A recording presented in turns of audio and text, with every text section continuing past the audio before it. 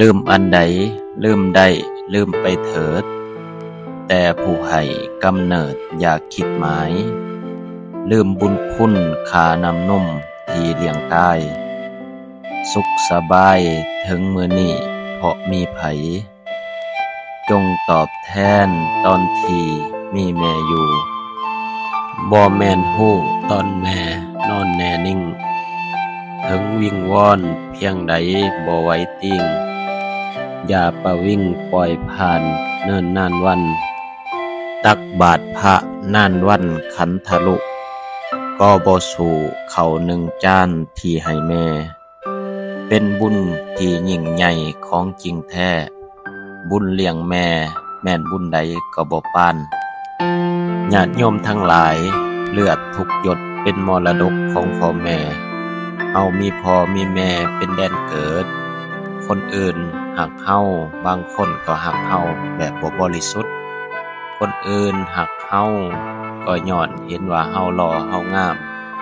ถ้าแม่นเฮาขี้ร้ายเขาก็หันหน้าหนีแต่พ่อแม่ถึงแม่นลูกหูหนวกตาบอดแขนหักขาหักพ่อแม่ก็กอดได้จูบได้พรหมมาตุมาตาปิตาโลมารดาบิดาเป็นพรหมของบุตรพรหมหมายถึงพรหมวิหารธรรมหักด้วยความเมตตาถ้าหักแบบหนุ่มสาวบางครั้งก็เกิดการหย่าห่างกันไปแต่มีบ่ที่พ่อแม่ฟ้องหย่ากับลูกเขาจังว่าลูกตายบ่เสียดายเท่าลูกสัวดังนั้นเฮาเป็นลูกเฮาอย่าไปกินสิ่งของมึนเมาบางคนมีชีวิตอยู่วัดบ่เข้าพระเจ้าบ่นบวันศีลบ่ละวันพระบ่ถือแล้วสิเอาดีมาจากไสชื่อไว้เน้อเบิ่งแย่งพ่อแม่เป็นบุญใดเป็นมงคลแก่ชีวิตอยู่ในมงคลที่พระพุทธเจ้าสอนไว้เบิ่งแย่งพ่อแม่อย่าเบิ่งแย่งแบบเลี้ยงสัตว์ใดเบิ่งแย่งพ่อแม่ต้องเบิ่งแย่งจิตใจนำจิตใจสำคัญไหน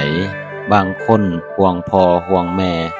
แล้วละเลยพยายามปกครองพ่อแม่อย่าไปกดขี่ข่มเหงพ่อแม่เน้อ